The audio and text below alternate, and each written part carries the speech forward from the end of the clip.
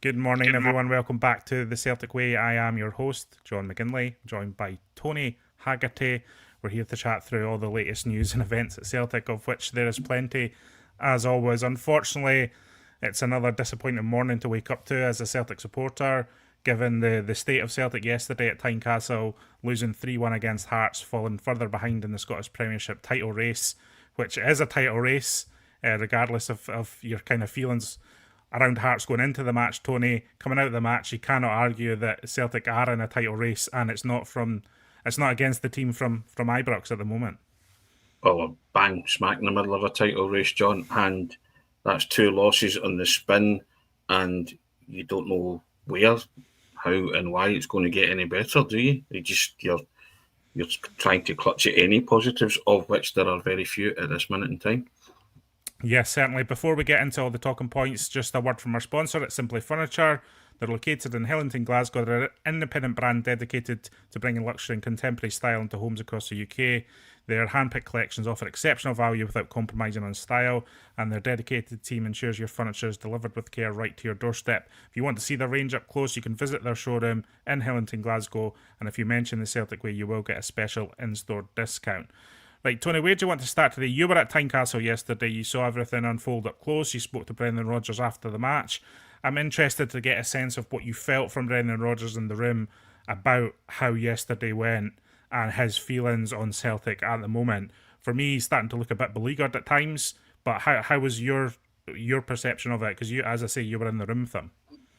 Beleaguered's a good word, John. I also think that I'm starting to hear him say the same things. He spoke about he was up for the battle on Friday. He's never worked harder. He repeated that yesterday. Yet, seems to me I don't know. He seems to be adopting a scorched earth policy at this minute in time, doesn't he? With decision making, team selections, I think that's fair game to assess all of that. I wouldn't say he was a beaten man yesterday, but it's probably the lowest ebb that I've ever seen him actually sitting face to face with him. It was myself that asked him the Tinecti question, and he gave an answer that he never even thought of putting Tinecti out. He effectively said Tinecti won't play on the right, doesn't want to play on the right, and isn't suited to playing on the right, and really there's no prospect of Tinecti ever featuring on the right, which kind of shuts down that debate, which has been ongoing for a few weeks now. You know, what will Brendan Rodgers do on the right-hand side? Is there scope for Tinecti being moved out there? Obviously, he experimented a bit with Balak out in that position a few weeks ago, but he's basically saying Tinecti's never going to play on the right wing at all, so other solutions will have to be found on that side of the pitch. Yeah, and, so that, you say that was a kind of unequivocal answer he gave me there, despite the fact that Tinecti, I believe, when he came back from international duty, had featured on the right, didn't he?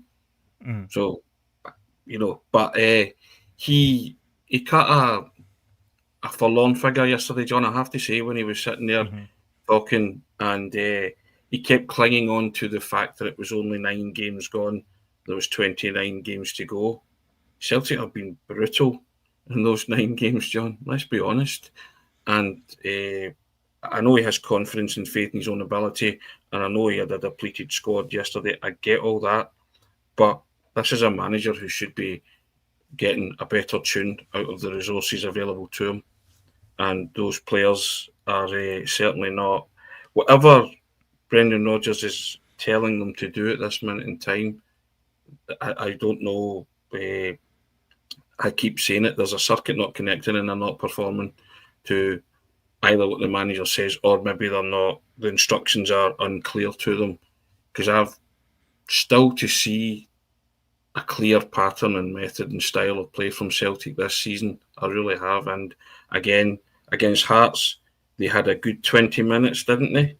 When they came into it after Hearts scored the initial opening goal, had their best period, executed a wonderful goal, intricate passing and wonderful finish, and then created a gilt-edged chance for Nygren, and he contrives to miss it again. Not the first time Nygren's missed chances. So, but as I said to Ryan yesterday, you cannot go to Tynecastle and compete for 20 minutes of a 90-minute game, especially a team that are flying and we're going to come flying out the traps at you. You knew everything to expect from Hearts, because I don't know what you thought. I thought Hearts were okay yesterday. I didn't think they were anything particularly special, but it was just the fact that I don't trust this Celtic team to come back when they go behind. So when it went to 2-1, I just had no faith in them. Yet Celtic teams in the past, I would have been, even when it went to 3-1 with half an hour to play, I'd have thought Celtic could still win this. I didn't have that feeling yesterday. Yeah, I have to say that for me, there was an inevitability that Hearts were going to win yesterday, unfortunately, and that was in the build up to their first goal. Now, the only surprise for me was that Celtic got themselves back in the match so quickly, and actually managed to conjure some sort of fight back in that first half. For me, coming out of the second half, again, Hearts just had the momentum immediately again, and that's the worrying thing for me. There's belief in that Hearts squad, and there's no belief in the Celtic squad. I don't think Celtic really believed they were going to come away from Tynecastle yesterday with a victory. They can say that all they want. They can come out with all the sound bites and that nothing's changed in the attitude or the belief of the squad. But the reality is what we're seeing on the pitch. And for me, yesterday, one team was full of belief and confidence. One team just didn't believe in themselves at all. And actually, not sure they believe in sometimes what they're being asked to do on the pitch. It's not cohesive at all, Tony. They're disjointed. Yeah. They're completely. They look like strangers to each other at times. Again, there's moments in that first half, inexplicable errors and inexplicable phases of passing in the second half as well. Rio Tati giving the ball away at one point. It's just moments like that just look to me, this is a team on a decline. This isn't a team that's about to get better all of a sudden. It doesn't look like that to me, Tony. No. I mean, we've seen a lot of Celtic teams over the years. You know when things are going towards the ropes, and you know when things are looking like they're going to start to turn round. I can't see any evidence in this Celtic team at all that things are starting to turn round, which naturally leads to the conclusion of, well, where is this heading? Where is this heading? And how long does Brendan Rodgers have to turn it around? Because I think if you look at, even if you looked at the start of the season in isolation, Tony, which has been abysmal start to the season, out of the Champions League, etc., struggling in the Scottish Premiership, ropey form in the Europa League, that's something on its own. But this has been happening. This decline has happened for a long time before the start of the season. You can go well back into last season, midway through last season, for signs of this happening to the Celtic team, and Brendan Rodgers hasn't been able to find answers for it. So I don't think it's a knee-jerk reaction to consider what is Brendan Rodgers' future at Celtic. Now, I'm seeing a lot of comments like this on the internet, Tony. I'm sure you are as well. Rodgers needs to go now while the season is still salvageable. I'm seeing a lot of people in a lot of places calling for Brendan Rodgers to leave Celtic and Celtic to move on to another manager. I think my response to that, Tony, I don't know how you feel about it generally, but my response to that would be that I just don't think Celtic are going to do that. Celtic sacking a manager mid-season is incredibly rare, and when they have done it in the past, they sacked Neil Lennon in February of a season, they sacked Tony Mowbray in March of a season. Celtic will wait until the last possible moment to take any action on Brendan Rodgers at all. Rightly or wrongly, that is probably what Celtic are going to do here. So then you start to worry about, well, what is Celtic's season just about to go off the rails here? Yeah, I agree with you completely. And I also think that there's a major clash of egos here, isn't there? Brendan Rodgers' ego and the ego of those upstairs. But Brendan Rodgers' failings at this time being has taken the heat off those upstairs, because all the guns are now trained on the manager, who you rightfully say probably won't be sacked until, there comes a tipping point for even the board and the hierarchy upstairs. But, we mentioned a word, I think it was after the Hibs game, we spoke about a malaise setting in, but we spoke about a malaise. We'd said that it set in a wee bit before that, again, which you said there. We're going to say another word here, John. You said, where do we go? I think we're in danger of free-falling here. We really are. Because that's 2 games in the spin where I've seen nothing. 2 league games in the spin where I've seen nothing to give me any encouragement about moving forward. I've not seen anything in the shape of the team that I think, do you know what, at least that's functioning, that's working. Celtic are dysfunctional at every level. The boardroom level, manager level, personnel level. We are a dysfunctional family unit at this minute in time. And you were talking about those comments. I remember saying it back in the COVID season. We are now seeing this manifesting itself, and I called it Celtic cannibalism, John, where people are just taking chunks out of each other for daring to voice an opinion about a certain thing. At this moment in time, it's the manager. There was no bigger supporter of the manager than me. I've defended him and gone out on a limb for him when most people didn't and were questioning him, but I said nope. And, you know, the phrase elite level and all that kind of stuff, right? I am now at the point where, like you, I think there's some serious questions have to be answered by Brendan Rodgers, because some of his decisions, his team selections are just baffling now. And as I say, the Scots Death policy that I was talking about, there is no winners here in a battle of egos, John. And it's certainly not the Celtic supporters who are going to win in a battle of egos with the board and the managerial figure. The buck stops at the manager, unfortunately, doesn't it? And it is a question of how long do you give him? Is Brendan Rodgers going to have a Tony Mowbray moment, a 4-0 loss against St Mirren away, or a Neil Lennon moment where it's too late? And because I don't think they'll make their mind up to bin him or can him this early. But it was a manager himself that said, I'm here 3 years until I'm emptied. I'm making the point that if he doesn't get results, he'll get emptied sooner than he thinks, or certainly those questions about emptying will come sooner than he thinks, and that might come after the next 2 games, John. I can't say with any certainty that Celtic will beat Falkirk Wednesday night. Can you?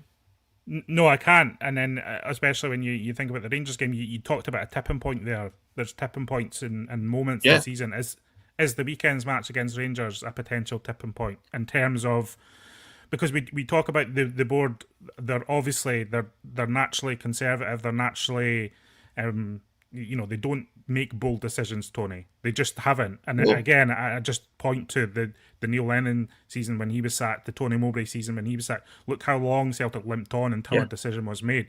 But is the entire situation just becoming too toxic now, where Celtic will be forced into a bold decision of sorts to try and salvage the season? Because I think my point as well is, whether Celtic win the league this season, go on and find success this season, nobody thinks Brendan Rodgers is going to be the Celtic manager 12 months from now, you know? And so, so what's the value of keeping a manager you know that's going to be leaving anyway, that has also just become such a lightning rod for the dysfunction at the club? Because regardless of how you feel about how the summer went, Brendan Rodgers obviously wasn't happy with that, and I think that's now been borne out in the way that some of the decisions he's making in the squad. His argument will be he's picking the best team he thinks can win the match. I think from a lot of people's perspective is that he's not giving certain players certain opportunities, or he's not kind of managing to work with what he was given in the summer, which many will argue is a greater bounty than most of the other teams in Scotland have been given in the summer. I'm also hearing, John, as well, on social media and just speaking to fellow Celtic fans about, they reckon that Brendan Rodgers is saying to the board now, "Well, go on then, sack me," because of, that. And the phrase that people put in there, self-sabotage, I don't believe Brendan Rodgers would do that, but I think it's something that is now permeating the atmosphere. You see, the levels of toxicity have reached, an unprecedented scale. Now, you just need to go on any kind of social media and you talk about Celtic and, it's divisive, and I don't believe that any Celtic manager would self-sabotage things, because there's certainly no winners in that. But I think some of the manager's decision-making of recent weeks has been questionable. And I think he's made his point, John, that he never get back in the transfer window. He's more than made that. And we can see that now. But I do believe that, let's be honest, John, if Celtic don't win the semi-final, that'll be almost a calendar year since they won a big match, a really big match, which was the League Cup final against Rangers on and they penalties. didn't play well that day either, Tony. And they contrived to nearly throw that away, having gone ahead with 4 minutes to go, right? It will be 5 Rangers games on the spin where the manager hasn't succeeded. and then people point out he's been out thought and out schooled and tactics against Barry Ferguson's Rangers, Russell Martin's Rangers. These are damning indictments on the manager right now. And I'm not saying, but again, like Falkirk on Wednesday, I can't say with any certainty that Celtic will beat Rangers in the semi-final because I just don't see anything that positive at this minute in time. You try and be as positive and cling on to something. I just don't see it at this minute, John. That's why I mentioned the word free falling because Celtic are in danger of free falling, and Rangers are only 5 points behind now.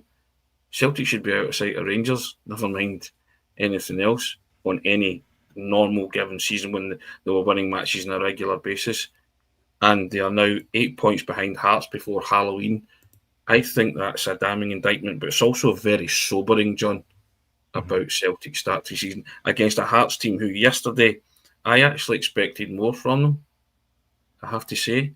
And a Celtic team, a real combative Celtic team, or a Celtic team firing not greatly on all cylinders, but a Celtic team that played infinitely better than yesterday would have taken Hearts, I think. Mm-hmm. On the decisions you're talking about in terms of some of the selection calls that Brendan Rodgers is making, what specifically is irking you of late? I know there's a lot of debate about the fact that Austin Trusty never played yesterday. I don't want this to become a big debate on Dane Murray because frankly, Dane Murray was starting his second Scottish Premiership match yesterday, and that was a tough situation to be thrown into, I feel. And I know that he's taken flack in the outcome of the game just for his role in some of it. Brendan Rodgers answered after the game that Austin Trusty didn't feature because he's left-sided and he likes to have balance in that defence, which I think is a fair argument. But then, a counter to that is you look at Celtic nil away to Atalanta last year, 0-0 in Italy. Austin Trusty played on the right-hand side of that defence alongside Liam Scales. So does that argument fall down to an extent? Should Rodgers have turned to more experienced players yesterday to get him through that match? Because I think it was always going to be a tough ask having, Dane Murray in there and obviously Kobe Donovan. It was just that it was a young, inexperienced team, it felt like, in such a crucial game where experience can count for a lot in those situations. And that's one of those decisions that, the manager lives and dies by, John. If I'm Hearts and I'm in that dressing room, I see that team sheet, I say, let's attack Colby Donovan, let's attack Dane Murray. Mm-hmm. If I see Austin Trusty, I say, he's gone for experience, maybe a bit more difficult to break them down. And I don't even bring price tags or anything into it, John. I like you, watched Austin Trusty and Liam Scales keep out Atalanta superbly in the Champions League. That, for me, is the one reference point where I say, right, I'm going to go to Tynecastle and I'm going to play those two guys. Your hands forced. Dean Murray was on a hiding to nothing yesterday. And, he had one of those games where it's just, he'll just have to forget about it and somehow move on in his career. Callum McGregor was speaking about him. You'll be, from 6 o'clock, you'll be hearing what he said as well about Dane Murray. But, the manager put him into a game of such magnitude, John, against a Hearts team that were coming out the traps. Been speaking about it for weeks. They were coming to get you. They were coming to lay down a marker. And within 8 minutes, it had kind of gone wrong for Dane Murray. And I thought after that, he kind of recovered well. He started to win tackles and win headers. But then it was only after the game I saw that he moved his leg away from the shot from Kisaridis, which to me is inexplicable. But I thought maybe the manager should have protected him more and taken him off at half time and brought on Trusty, because you'd got yourself back into the game and had your best period, prior to half time, and then all within the space of 5 minutes, you'd lost the game. You'd lost the game because when it went to 2-1, I felt Celtic had lost the game, but when it went to 3-1, I just went, right, that's fine. I actually thought Hearts might score more, to be perfectly honest, because I just didn't see anything resembling a comeback being on for Celtic at that point in time. But yeah, so decisions like that, decisions like keeping Rio Hatate in the team, John, when he's clearly off form in a midfield unit, which he's tried and tested so many players this season at every permutation, but somehow he just kept reverting to type with Rio Hatate in there, and he's off the boil big time. I think it's Really is. remarkable that Ray Otati keeps getting picked, Tony. Like, like honestly, I mean, I like Ray Otati. I think he's a good Yeah. player, but when he plays well, but he's not played well for a fairly long time. And I know the argument is that if he does play well, he is incredibly influential. But I'm just the midfield just isn't working, and Brendan Rodgers isn't doing enough for me to solve that situation. This is something we've been speaking about for weeks, and his argument is he's trying to find solutions on the fly because he doesn't have much training time and the way that the summer panned out. But it doesn't wash for me. Like, it's just when you keep doing the same thing almost again and again, you can't keep saying that you're trying different solutions because it doesn't feel like Celtic are. To be frank with you, And he's mentioned that a few times, yeah, John, that it's yeah, up to him to find the answers. So again, going back to what you were asking me, I'm hearing the same thing from Brendan Rodgers now. And when you hear the same thing as a media person, you tend to switch off to that. You kind of say, right. So I'm wondering if the message that the players are hearing is the same after a yeah. couple of years, and that's Well, getting is stale. Brendan Rodgers switching off as well, Tony? That's Well, I'd hate to think that, but again, it's a valid question, isn't it? It's a And valid listen, Tony, question. I'm not one for. I think some of the discussion that Brendan Rodgers is deliberately doing this and that, and is frankly nonsense from my perspective. I don't believe in all that conspiracy stuff, but I think you're right to mention it earlier because I think the fact that it's been spoken about openly by a lot of supporters just shows how bad things have got. Like, people do Yeah, think that Rodgers is actively working against the board or whatever. And for me, in football, often things are the simplest explanation is the one that you go with, and it's very unlikely that Brendan Rodgers is put in a Machiavellian plot to kind of yeah, do in the Celtic board with the Celtic's performances this season. That's just not what's happening. What is happening is this was a team at the end of its tether almost going into the summer that needed refresh, wasn't refreshed, and Brendan Rodgers hasn't been able to work with the players that have come into the club. Tunekte, Balikwisha, like these guys were signed for big fees, but Brendan Rodgers isn't getting a tune out of them that Celtic need to get, and I don't think enough fresh blood has come into the team. And I think you're right. I think you're right to say, are some of these players now switching off from Brendan Rodgers' methods and motivation? I don't think there's. I think you can see it. It's apparent. It's been apparent from the start of the season, hasn't it? It really has. I get back to it, John. Tell me a game where you were enthused by Celtic this season. Maybe the second half against Sturm Graz. And Yeah. after that, you're struggling. That was the wee kind of false dawn where you thought, right, we can take that into Tynecastle. And I think it's been a real chore and a bind watching Celtic. It's been a hard watch, John. And the team's reflective of the manager, isn't it?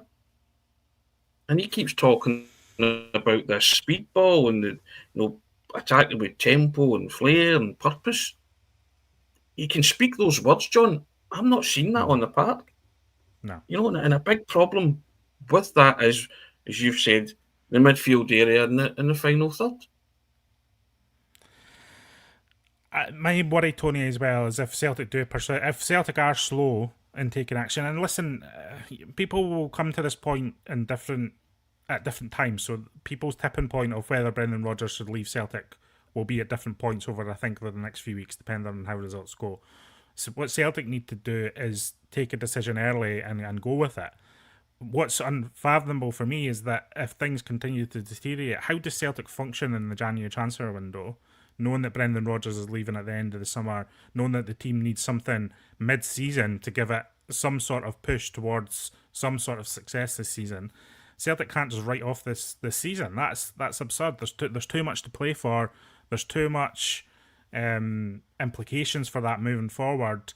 And it just, for me, right now, it's not functioning well at Celtic, and I think Brendan Rodgers is part of the problem. And I guess my only issue with replacing him, really, frankly, over the next few weeks, if results continue to go and deteriorate, is who do Celtic get in the meantime? Like, do I trust Celtic to go out and get a high-quality permanent manager mid-season? I do not trust Celtic to do that at all. What is more likely is some sort of interim manager in charge, and then does that just exacerbate the problems, Tony? My overall thoughts on this is, if Celtic do take the decision that Brendan Rodgers should no longer be the Celtic manager, I have serious concerns about Celtic's ability to put in place a manager that can take Celtic forward in this kind of new, evolving, modern age of football that requires fine margins to be found, and strong motivation. And for me, Brendan Rodgers isn't finding that, and I don't really trust Celtic to find that manager, the next time the recruitment comes around. Correct, John. And also, as well, they're in the dilemma. You can't limp on to January not getting results, because you'll be out of everything. And that's where Celtic both find themselves now.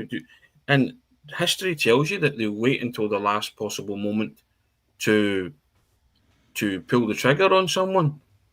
And also, as well, as I said earlier, Brendan's deficiencies are a wonderful deflection target from the board's deficiencies as well. So they might as well, or they may as well let it limp on until such times when it becomes untenable, or that tipping point for them has reached. Certainly the tipping point's coming a lot sooner for a lot of Celtic supporters. Words like interim manager frighten me, because interim manager to me equals Sean Maloney. Somebody or of that Kennedy ilk, John. Again. Yeah, something like that, doesn't it? And that, I don't know about you, but even the spectre of that really does put the frighteners up me, to be honest. I have to say that. But do I have faith on those at the top making the right decision for a manager? Not in the slightest. This due diligence process that they're meant to go through. When Peter Law said they put applications in a drawer, that was it for me, John. I just thought, well, that's, you're never going to do or conduct your due diligence anytime Celtic are in the market for a manager, and they still have a manager at this moment in time. It's not that we're advocating that Brendan should be sacked or he should go, but we are addressing the fact that it's now a question that Celtic supporters are raising, because they see a team hurtling towards another season of disaster. You just can't write off the season, John. You're 8 points behind. Granted, you're in the semi-final of the League Cup. This could be turned round, but I think at this moment in time, you have no faith in Brendan Rodgers to turn this round. I think that's the crux of the issue here, isn't it? And you have no faith in this group of players to turn things around. And your group of players that, you have several key members of the personnel that are on the treatment table. Yeah, I'm going to bring in some comments here because there's a lot of good comments and some questions here for us to consider. Natalie McMullen asking, John, what about Big Ange? Listen, I think the Ange Postecoglou thing, for me personally, is a bit of a red herring, and that's not because I'm not a massive fan of Ange Postecoglou and don't think he would do something at Celtic.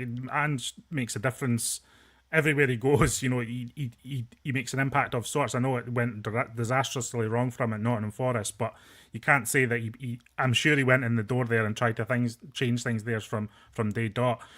My thing about the Ange Postecoglou discussion, while it's natural because he's out of a job and he had so much success at Celtic, if you look at Ange's career, he never takes a step back to where he's been before. That's just not really how Ange is wired, and I'm not particularly convinced that would turn out particularly well if he was to take that step, because Ange is always about looking forward to the next challenge, and frankly he's done the challenge in Scottish football. He's done the challenge with Celtic. He took Celtic from a fairly low ebb and turned them back into title winners. The only thing would be, well, how does Ange see Celtic in Europe and all that, but that's a little bit too kind of, it's too cloudy. It's a too misty a proposition, I think, to attract Ange Postecoglou back to Celtic. And it's not because I don't think he enjoys Celtic. I think he was the perfect fit for Celtic, actually, especially at that moment. And I think he's almost a match made in heaven, I think, for Celtic. But again, I just have to say, if you look at Ange's career, he doesn't go back to his former clubs. It's just not how. His whole ethos as management is determined on finding a new exciting challenge that motivates him, and I'm not sure coming back to Celtic would particularly be that, Tony. No, I tend to agree with everything that you've just said there, and I just think Andy's time, he caught a moment in time, didn't he, at Celtic, and everybody loved it. We went on the magic carpet ride, it was great. It's gone, it's finished, it's over. I think Celtic have to move on as well. in terms of their thinking. And I think one of the comments I've said it myself many times, you need to be a wee bit, need to have a bit of vision, John. Not always reacting all the time. You need to be proactive. We all seem to be reacting, knee jerking to various things. My own personal choice, if Celtic were to part company with Brendan Rodgers anytime soon, would be if you could convince him, Kjetil Knutsen from Bodo Glimt, or possibly someone like Chris Davis at Birmingham. I mentioned Craig Bellamy as well, but that might be too early in his managerial career, to be the Celtic manager. But people like that, I would be certainly. Kieran McKenna at Ipswich, Tony, as well. People like that, I'd be keeping tabs on, John. And really looking at what they're doing. If you're going to do your due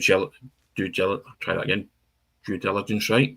We got there in the end. Then that is the kind of calibre of candidate I want to see for Celtic. Something new, something a bit different, and something that looks as if you've actually went out and did your homework on this kind of things, instead of a lazy or let's get Ange back, or something of that ilk. That to me just, whilst it sounds, as you say, a match made in heaven, I really do want to get stuff right. But that's, as I said before, we're not advocating that Brendan Rodgers goes, but a lot of Celtic supporters are advocating that. We're certainly not advocating that, but it's something that Celtic might have to confront a lot sooner than they thought, because the mood music around the club just now is completely and utterly toxic, isn't it?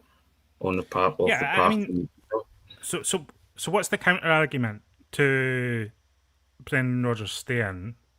Is there a counter argument, Tony? Is there a valid argument that you can say, listen, Brendan Rodgers has earned the right to try and turn this round at Celtic, and this talk of sacking him is fairly absurd? Is that a valid argument? I think he's earned the right to be in situ just now, but as I said to you at the start of the programme, you cannot continue to not win football matches. And people pointing out that, you didn't win against Russell Martin's Rangers, Barry Ferguson's Rangers, you've lost to Stephen Presley's Dundee. The charge sheet is now stacking up, isn't it? In terms of, you lost to a poor Braga team, you lost to a abject Kairat Almaty. So, the big games are now starting to rack up, John, in terms of, with pros and cons. I think everybody knows that a level playing field with all of these players available, that Brendan Rodgers would be able to make a fist of it. At this minute in time, it's proving increasingly difficult, but I don't think Brendan Rodgers is helping himself. And as you've said as well, we are now saying, is Brendan Rodgers part of the problem? So it's getting harder to justify the reasons for him staying. Because see, if he was winning and they weren't playing good, you would just say, right, we'll take the points. We'll work in style and substance later on. But he's not winning, and that's a grave concern for me, John. And as I say, Celtic play Falkirk on Wednesday night, Rangers on Sunday. And like most games this season, I can't say for any certainty that I know what Celtic team are going to turn up and they're going to win both of those games. I think from my perspective, if, the idea of wanting Brendan Rodgers to go doesn't necessarily have to be tinged with vitriol or nastiness. It can just be a statement of fact that this Celtic team isn't functioning and Brendan Rodgers isn't able to get this Celtic team to function. And I think if Celtic do not have positive results against Falkirk and Rangers, I cannot come up with any argument that says Celtic are on the course to turn this round and that Celtic are functioning to the degree that Celtic should be functioning at. That's it for me. It's brutal reality of results. It's not personal against Rodgers. It's not really even a reflection of how I feel about him as a manager and what he's done for Celtic. It's more just the brutal reality of, can Brendan Rodgers manage to get something out of this team? And as you say, I think the charge sheet is mounting up. Henrik McLarston saying the only counter argument is it's better the devil you know, not exactly a shingling endorsement. I agree with elements of that. Lauren coming in with saying nothing will happen with Brendan Rodgers. He won't walk. The board have no reason to sack him as he takes increasing flack away from them. It's not the board's fault everywhere now. I mean, is there an element of that as well? I mean, what happens if the board might be looking at it. Well, what if we get rid of Brendan Rodgers? That leaves us open again to all these accusations that they're trying to fight hard against. Then we all know that this backdrop of protests and questions ahead of the AGM, etc., could colour the board's thinking. I think for me, I think a good point that Campbell makes. At what point, John and Tony, well, you mentioned the main protagonist and all this, not the board, but Dermot Desmond. He controls everything. And I think that's true, Tony. We know Dermot Desmond appoints the managers at Celtic. Dermot Desmond decides when it's time for managers to move on from Celtic. So what is his role in all this and how does he think about it? And I think ultimately, as we know, Tony, it might all come down to one man's opinion because he doesn't really care what supporters think. I doubt he really cares what some other people think either. He certainly doesn't care what the media think, for instance. So it will come down to the point of, well, when does Dermot Desmond think that change needs to happen at Celtic? Well, what I would love to know is what's the relationship between Dermot Desmond and Brendan Rodgers at this minute? We've always been told that Brendan Rodgers is Dermot Desmond's man. You're talking about how did he look in his demeanour. Suggests to me that all is not well. So my bigger question, which I'll never get an answer to, is I think the relationship between Dermot Desmond and Brendan Rodgers might be affected here. And that's manifesting itself in the way the team is playing, the results, and various inexplicable decisions in terms of the manager, what the manager is making at this minute. I don't know. I'm just speculating here, John, but I've always said before, I try and join the dots and connect lines, and something's not right, is it? And I think if Dermot Desmond wields that much power and influence, then is there something happened between his relationship with the main man, i.e. the manager of the football club? Because like you, that clamour for Rodgers' removal will become a crescendo if Celtic don't win the next two matches. We're sitting here with no certainty that they will win the next two matches, and one of those matches against your rivals in the semi-final, who are now just 5 points behind you in the title race. So you've got major concerns, and I just don't see Celtic winning at Hampden on Sunday. And I'm looking at the Falkirk game and thinking, Falkirk are on the back of two great wins, aren't they? Their tails are flying. They gave Celtic a game in the League Cup last season, and for a large part of that game looked at a decent, tidy team. I just think anybody who is a decent, tidy team will give Celtic problems. And it's incredible to see that, isn't it? This is the champions you're talking about. And I don't say that in any entitled fashion, because you earn the right to win football matches. This Celtic team are not earning the right to win football matches, and they're certainly not doing what you would expect of a Celtic team worthy of the jersey and the name. So, what we know from what interviews that Dermot Desmond has given in the past is that he talks about people need support when things aren't going well rather than when things are going well. And I don't know if some part of me might think that colours his decision around Brendan Rodgers, and that it certainly did with Neil Lennon during the COVID season. It certainly did with Tony Mowbray to an extent of this. Managers need support when things aren't going well in the pitch, and I don't know. It's just it comes down to the gut feeling for me again is that change is slow to come at Celtic, and I don't think anyone should be expecting any crazy change at Celtic over the next few weeks. Never mind, probably even not the next couple of months, Tony. That's just my gut feeling on the situation. And they can't affect change until January, can they? When you can really support the manager regardless if he's leaving or not. But by then it might be too late. You have 2 months of football coming up which are going to determine a lot of things. And, and you never write off. I mean, it's incredulous to talk about writing off a season when you're in the semi-final of the League Cup. You're only 8 points behind that. Well, I'll say only, but you're 8 points behind after 9 games the first quarter of the season. But I can't allow that thought to enter my head about a write-off of a season to press the rebuild. Well, the rebuilding should have gone on long before now. And then you get to Do you know what, John? I'd love to fast forward to January to see where we actually are. Because I've got, like you, I think you spoke about it last week, and it was one of the topics of the podcast. I think things will get worse before they get better. Yeah. My gut feel, That's that's certainly another how it gut looks, feel that I Tony. have. I mean, that's certainly how it looks to me. And I can't help having that feeling. I'm just not seeing any evidence at all. Even the Sturm Graz game, like, you've got to give credit for the Celtic for fighting their way back in that, but Celtic again started that game poorly, and I just, I don't know, there's an element of, after Sturm Graz had gone a goal up, it was almost like, well, the shackles come off now because we're a goal behind. It's almost they played with less pressure in a way after Sturm Graz went ahead in that match, which I think is a factor in all this. Um, and you can't be relying on the opposition scoring to then motivate you to get into the game, which again is what happened against Hearts yesterday. Celtic were abysmal in that opening period, in that that opening part of the game before Hearts scored. It was only when Hearts scored that Celtic got the finger out to an extent, and it's just that leads me to think that there's a problem in how Celtic, the team, are getting themselves up for these matches. Again, that's something that falls at the door of the manager. Whatever he's doing or motivational techniques he's using to get an edge out of these players, I just don't think he's finding that edge at the moment. Just on injuries and stuff, Tony, obviously a fairly grim situation at the moment with regard to Cameron Carter-Vickers. We know that he's going to be out for months. I think he's undergoing surgery today for his problem.